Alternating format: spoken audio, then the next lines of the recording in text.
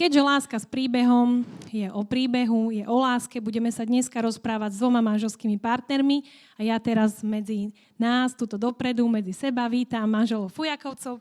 Páči sa, môžete ich privítať.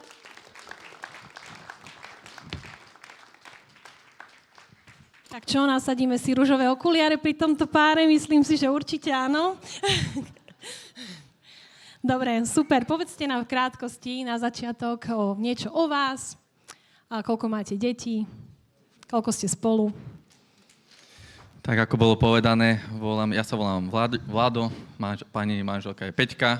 Poznáme sa okolo necelých 6 rokov a manželia sme asi 5 rokov cca. Máme 3 krásne detičky a takou zaujímavosťou nás je, že máme 33 rokov a sme narodení v jeden a ten istý deň. A predsa manžel je starší o 5 hodín, aby nemal mladšiu manželku. Jasné, aby bola hierarchia zachovaná, hej. Je mi to jasné. Tak mi povedzte, ako ste sa zoznámili, čo tomu predchádzalo. Môžeš, Peťka. Zoznámili sme sa... Tak ja som vyrastala v cirkvi. Som dieťa, ktoré je od malinka v cirkvi. Takže mojou predstavou bolo mať manžela, ktorý bude bohabojný, ktorý bude stať pri Bohu. Vždycky som si predstavovala, ako chválim Boha a on stojí vedľa mňa a dvíha ruky k Bohu. To bola taká moja predstava, že ako by mal manžel byť bohabojný alebo chváliť Boha, aby viedol rodinu k Bohu. To bolo hlavné. A nakoľko roky mi ubiehali a nejak to neprichádzalo, tak som sa rozhodla, že budem bojovať za to naozaj modlitbou a pôstom.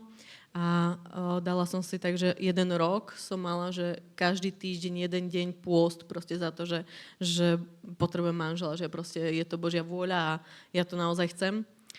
No a prichádzalo z rôznych strán, naozaj veľa ľudí sa za to modlilo, lebo vedeli, že mám takú túžbu a veľa evanjelistov mi dokonca sa modlilo za mňa, alebo mi prorokovalo, že budem mať úžasného manžela. A tak nejak sa... Ešte staršieho, že? Staršieho 5 hodín.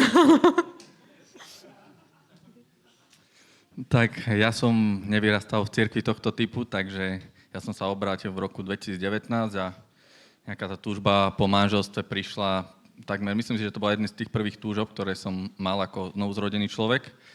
A Peťku som, ako som mu spoznal, čo aká bola otázka? No, ako ste sa zoznámili. Daj tú vtipnú historku. Aha, no, tak zoznámili sme sa tak, že tak samozrejme ako klasický chlap robil som si prieskum trhu, čo sa tu nachádza, čo je tu slobodné. A Peťka mi padla tak do oka a nejako som začal vtedy rozmýšľať, že ako sa jej prihovorím, lebo hľadal som nejakú takú prirodzenú cestu, ako napíšem alebo niečo. A raz sme tu upratovali s jedným bratom zbor a chceli sme heslo na Wi-Fi, tak vravím, komu napíšem, určite iba Peťka bude mať Wi-Fi. Tak som jej napísal a vlastne tak začali sa tak stretávať a potom to už išlo ďalej. Ešte povedz tú takú vtipnú historku. Pobav publikum. Ako sa to robí? Na to som si myslel, že nevyjde čas, nechal som sa až nakoniec, ale keď sa chcete pobaviť. Tak vlastne, ako som hovoril, že som sa obrátil a začal som chodiť aj na spoločné modlitby, lebo chcel som sa proste naučiť modliť. Videl som, ako sa bratia horlivo modlia a chcel som sa to proste naučiť, tak som začal chodiť na modlitby pondelky. Našiel som si tu aj pár priateľov. Dnes už môžem povedať, že sú to priatelia a boli sme tak po modlitbách pred zborom, tam sme tak kecali s chalanmi, srandovali sme a zrazu Peťka vyšla zo zboru, pozdravila nás, že čaute a išla preč. A jeden môj milovaný brat, teraz ho tu nevidím, Oliver, keď Peťka tak zaliezla trošku ďalej do dobrej vzdialenosti, tak povedal, že Peťka by sa chcela vydávať. Mi on tak šplechol a že no počkaj, uvidím, na akom aute pôjde a potom uvidíme, čo sa s tým dá robiť. On sa nevyzná do aut úplne. Tí, čo ma poznajú, tak ja auta riešim len aká je farba, BMW, Mercedes a tam to končí. Takže takýto vtipek som dal a zrazu vyšla na takom peknom aute. Tak vravím, že dobre, môže byť. A sme sa smiali a nejako sme sa rozišli. A potom za pár dní sme si začali vlastne s Peťkou písať a tak. A neviem ani koľko dní prešlo a zrazu, ja som mal pokazené auto, tak Peťka ma doviezla, už ma začala voziť do zboru. Že ma zobrala po ceste a vravím, že jak ma títo chalani uvidia, že ja som toto povedal a zrazu ja príjem na tom aute do zboru si povedal, ten zlátokop vypočítavý. Ale ďaká Bohu, dobre to dopadlo, máme dobrých bohabojných bratov. Skvelé, úžasné. Super, ešte nám skúste povedať, že čo vás tak najviac na tom druhom zaujalo? Či povaha, alebo nejaké praktické vlastnosti, hej, vlasy, auto. Vieme teba auto, hej. Moju manželku nám je určite vlasy, to už teraz viem. Ale nie, tak ja akože v tomto musím povedať, že ja som nemal nejako vymodelovaný nejaký ideálny vzor ženy, nejako tak vizuálne, ak sa hovorí. Ale na Peťke sa mi páčila taká kombinácia aj tých praktických vecí, aj ako žena sa mi samozrejme páčila, bola pre mňa príťažlivá a čo sa mi hlavne tak najviac páčilo, že keď sme začali spolu debatovať a sa tak stretávať, tak strašne veľa vecí mali spoločný pohľad na svet, čo bolo pre mňa veľmi, veľmi dobré. Super, ja nadviažem na túto otázku. Takže keď sú mladí ľudia tu, ktorí možno, že dlhšie sú hľadajú partnera, už skúšali pôst, modlia sa samozrejme. A čo takéto praktické veci? Čo by si im takto odporúčili, ak ty vravíš? Asi je dobré mať spoločné záujmy, krúžky. A čo takéto je to, že niekto napríklad hľadá iba výzor? Nejaké rady nám povedzte, keďže sa vám to osvedčilo. Ty máš totálnu akceleráciu, 7 rokov obrátený, 5 rokov ženatý, 3 deti, ako brutál. Tak čo by som poradil? No, ja si myslím, že v týchto veciach, tým, že som nevyrastal v cirkvi a viem, že aj moje detičky napríklad vyrastajú v cirkvi a tiež vedieme ich k Bohu.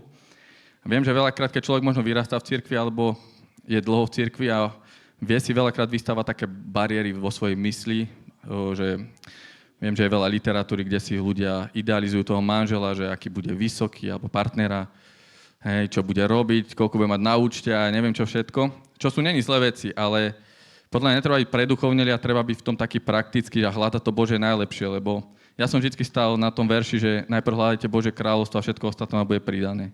A v tomto som úplne veril aj za manželku a nerobil som si tieto bariéry, že musí to byť, ja neviem, 1,80 m, bruneta, neviem aké miery a takéto podobné veci. Aj keď nehovorím, že to je zlé, keď to človek získa, má dobre. Že to nemáš, hej? Ďaká Bohu, všetko máme. Ale netreba si stávať takéto bariéry a byť taký, myslím si, že v tom taký slobodný, praktický, ale nechám aj slovo mojej krásnej manželke. Tak ako hovoril Vládko, netreba sa totálne držať, urobiť si nejakú predstavu, že musí byť takto vysoký a podobné. Netreba sa toho držať. Jasné, musí byť človek sympatický, nemôže to byť niekto, kto sa ti nepozdáva, ale čo je podstatné, musí ti s ním byť príjemne. To je jedna z najdôležitejších vecí, čo si myslím, že my sme od začiatku mali, vďaka Bohu. No a napríklad moja predstava o manželovi bolo, ako tu bolo hovorené, že tmavé vlasy, upravené gelové a tak, ale... No, ale má ich stále upravené, musíš uznať. Áno, a zobudí sa upravený. Ale ako nejde tam fakt úplne o to, že aby to bolo 100%. Ja som sa modlila za nejakého muža a poviem vám, že Boh mi dal viac, ako som sa modlila. A to hockedy poviem, že Bože, fakt, že to je viac, ako som si dokázala len predstaviť proste. A ide o to, že ja sa teším domov, lebo proste on je tam. Tam ide o to, že on to má byť tvoj najlepší priateľ. A to je tá podstata, čo manželstvo musí byť, že musí z toho manžela urobiť najlepšieho priateľa a tešiť sa, že s ním budeš, lebo on prídeš domov a on je v rozgajdaných teplákoch alebo má neopravené vlasy. Takže tam nejde o ten výzor ako taký. Jasno, musí ti byť človek sympatický, ale hovorím proste, ide o to, že musíš sa s ním cítiť dobre. Musíte mať spoločný cieľ, za ktorým pôjdete a musíš sa s ním cítiť naozaj dobre. Za túto odpoveď si získavaš rúžové okuliare. A ešte nám povedzte, lebo mnohí čakajú na nejaké také rúžové okuliare, hej, motýliky v bruchu počas zoznámenia. Mali ste niečo takéto? Bolo to u vás?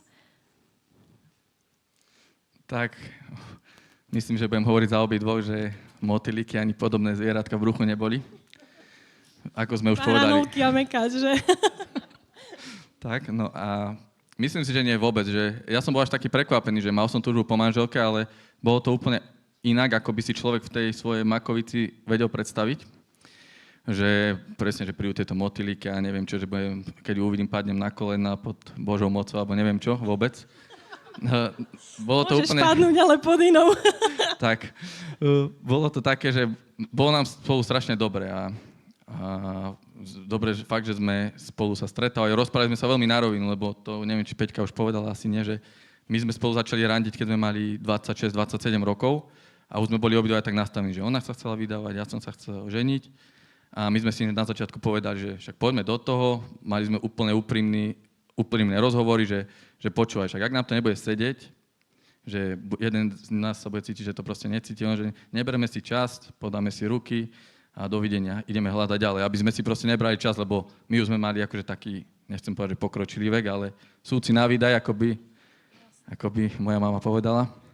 Takže tak. Super, takže asi bola svadba, predpokladám. A povedzte nám niečo k svadbe. K svadbe.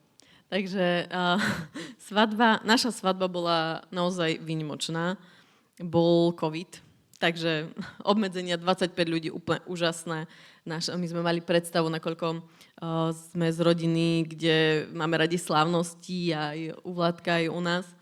Tak ja som mala predstavu veľkej svadby, mali sme 100 ľudí naplánovaných zavolať a teraz zrazu, že 25 ľudí môže byť. Hovorím, že super, tak čo s tým? Ale celý čas sme stali na tom, že proste bude to výnimočná svadba. Ja dokonca nejaký čas predtým, ako sme sa zoznámili, sa jeden pastor alebo evanjelista za mňa modlil a prehlasoval, že to bude naozaj výnimočná svadba. Bude to svadba, na ktorú budú všetci spomínať. Bude naozaj veľkolepá.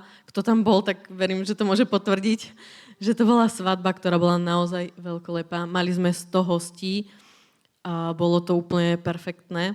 A napríklad aj, čo bolo takým svedectvom pre mňa bolo, že celý ten týždeň hlásili vonku proste dážď. Aj v ten deň, že totálne dážď, úplne celé zlé počasie a mojou túžbou bolo mať sobaž vonku na záhrade. V hoteli bola krásna záhrada a ja som vážne chcela mať sobaž vonku.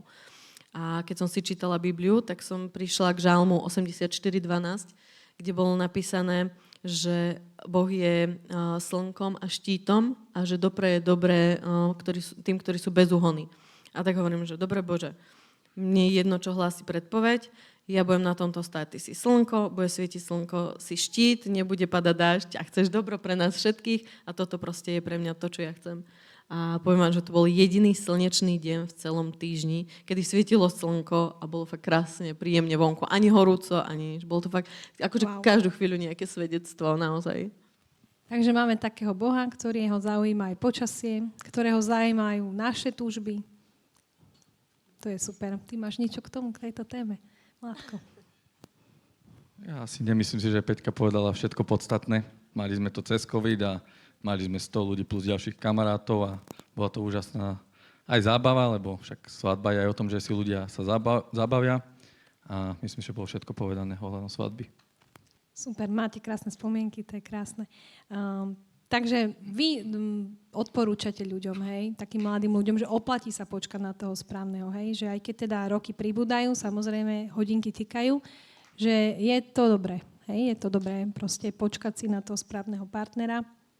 Je to dobré, hej? Určite áno, určite. Tak ja som čakala dlhšie asi ako Vládko. Ja som čakal možno rok, 2, to bolo dlho. Strašne. A nie tak. Ja keď som počul Peťkine tie svedectvá, že kto sa tu všetko za ňu modlil a pôsty a akože nehovorím, že všetko vidie tak ľahko, ale vďaka Bohu, ja som v tom takú milo, že ja som jej padol do toho jej plánu, dobre. A ja som si to nemusel som až tak trpieť. Áno, takže super. Keďže, Peťka, ty si vravela, že si z rodiny, kde boli mamička aj s otcom boli kresťania, tak povedz nám, že vo svojom manželstve, čím ťa inšpirovali, čo ťa naučili, čo si zobrala do svojho nového manželstva od nich? Oni ešte stále sú kresťania.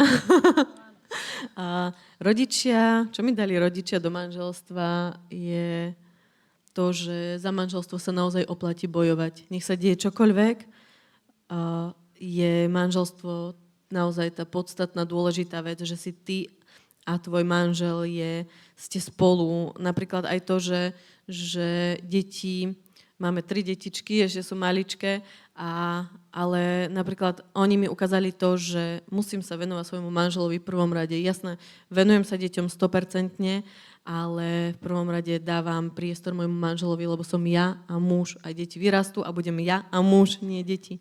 Takže to je jedna z vecí, ktoré sme si aj my povedali, že deti sa stanú súčasťou nášho života, nie stredobod, nebudú oni to v strede. A môžem povedať, že naozaj máme krásne manželstvo. Napríklad si sa pýtal na motýliky v bruchu, tak ja mám motýliky v bruchu teraz, nie pred svadbou, ale po svadbe. Mám teraz, keď zrazu sa ostaneme s najmenším, alebo prípadne úplne bez detí a ideme na večeru, alebo ideme do kina a vtedy fakt, že cítim motýliky v bruchu, a čo je super. Takže to je jedna z vecí. Ďalšou takou vecou ma naučili, že v prvom rade musíš robiť toho manžela šťastným. Keď bude manžel šťastný, vtedy on sa postará o to, aby si bola ty šťastná. Čo je podľa mňa dnes veľmi veľký problém, je, že ľudia si povedia, ale ja som není šťastná. Ale prečo nie si šťastná? Robíš šťastného toho partnera? No to už nie je o tebe. Ty proste sa stane ti jedno. A proste, ak chceš byť ty šťastná, rob v prvom rade tvojho muža šťastného. To je podľa mňa dnes veľmi takou vecou, že dneska to chýba. Chýba ten pohľad na toho partnera, na to, či sa on cíti príjemne, či mu je dobre s tebou, či ako žena sa upravíš, aj máš 3 malé deti, robíš hocičo a proste upravíš sa, vyzeráš aspoň nejak svetu, staráš sa o seba a proste keď je on šťastný, budeš šťastná aj ty. Presne tak, je taká doba sebecká. Proste každý si hľadí svojho, povie si, ja si idem konečne užiť, idem sa starať o seba. Ty predpokladám, že tiež robíš manželku šťastnou. Akože určite, to nepovie ona, ale akože, ako sa hovorí, snažím sa. Áno, jasné, že manželstvo je o tom, že robí toho druhého šťastného, aby sa, to bolo už od začiatku, že chcem, aby sa žena pri mne cítila dobre, aby sa cítila, že je milovaná. Učím sa to, aby bola aj vypočutá, ale však každý máme svoje výzvy. A proste každý deň sa vracame domov, akože keď bude doma. Hej, hovorí sa, že manželstvo je buď nebo na zemi, alebo peklo na zemi. A z logického hľadiska chce sa každý deň vrácať domov do pekla alebo do neba. Proste žena musí byť spokojná, šťastná a o to sa proste snažím, lebo ja viem, že keď je moja žena šťastná, ona ma robí šťastným a my si to tak proste rotujeme, hej, že jeden druhý robíme šťastný a je to proste super. Hej. To je pekný kolotoč, lepšie ako ten druhý. Ináč je to naozaj vidieť, musím povedať, že minulý jeden zákazník v robote povedal, že veľmi dobre vyzerám, že ma 6 rokov nevidela a že asi mám doma dobrého hospodára. Takže niečo na tom bude, máte pravdu. Ja vám ďakujem veľmi pekne za váš čas.